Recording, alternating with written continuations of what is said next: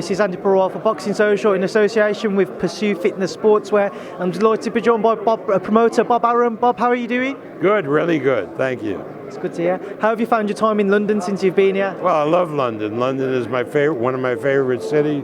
I'm here with my wife. We're enjoying every bit of London. The weather is cooperating, and there's so much to see and do in this city. I was going to say, you brought the sunshine with you, Bob. Well, I think it was here when I got here, so I don't know if I brought it, but the weather's been marvelous. It has indeed, but obviously we're here for Saturday night, Vasyl Lomachenko versus Loma-Campbell. What are your thoughts on the fight? It's going to be a great fight. Lomachenko is technically the best fighter around. Campbell is an A-class fighter. He's going to give him a really good fight. He's courageous and a very skilled guy, but nobody in lightweight division is going to beat Lomachenko. Loma-Campbell's also fought Jorge Linares. He came up short, but it was a week after his father had passed away, had some personal problems. Obviously, Vasily stopped Jorge Linares. But do you think Luke will be a tougher fight for Vasily Lomachenko or Jorge Linares was? Well, I thought that was a good fight with Loma. Linares is a hell of a fighter and gave Loma a fight. The reason Loma, I think, didn't put him away earlier was because he injured his shoulder, which was then operated on. But Campbell's in there with a chance. He's a really good, proficient fighter, but he's fighting the master. A lot of the times, I can imagine as a promoter, you might be a little nervous watching your fighter get into the ring. Do you get nervous when you watch Vasily Lomachenko get into the ring? No, I don't get nervous at all, because I know that Loma knows what he's doing. His father has trained him to be the best that he can possibly be. So why would I get nervous? In other words, that doesn't mean that he won't lose down the line or couldn't lose, but I would only get nervous if I had a fighter who wasn't doing what I thought he should be doing to win the fight. With Loma, I never have that problem. Is that a unique feeling then? What? Is that a unique feeling not to feel nervous with Lomachenko? I don't feel nervous with Bud Crawford either. You just mentioned Terence. You've got two of the considered pound-for-pound contenders in the world. For you, who would you rank at number one? Hey, don't get me into that. What is your prediction for Saturday night, then?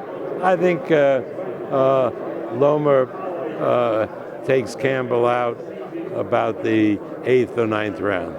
Now, a couple quick fights I wanted to touch on that you've got coming up. Tyson Fury versus Otto Wallin. What was your decision behind making Otto Wallin Tyson's next fight in America? I wanted to get the biggest guy out there because Tyson wants to fight big, tall guys because that's what he's going to face in Wilder.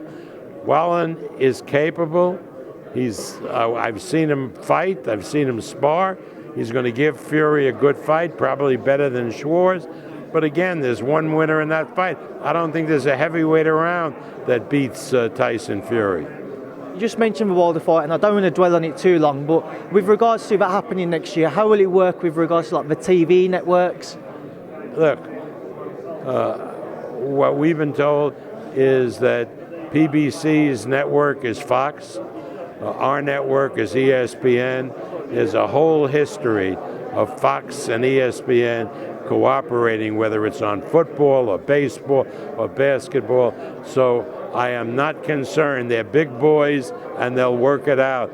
Unlike when the premium networks were involved, they acted like children. Now, a couple more quick fights, Bob, because I know you're a busy man.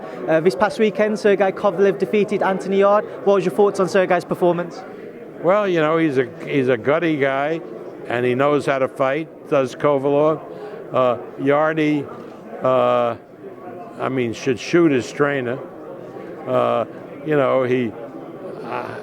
He ran out of gas after the 8th round when he had Kovalev going.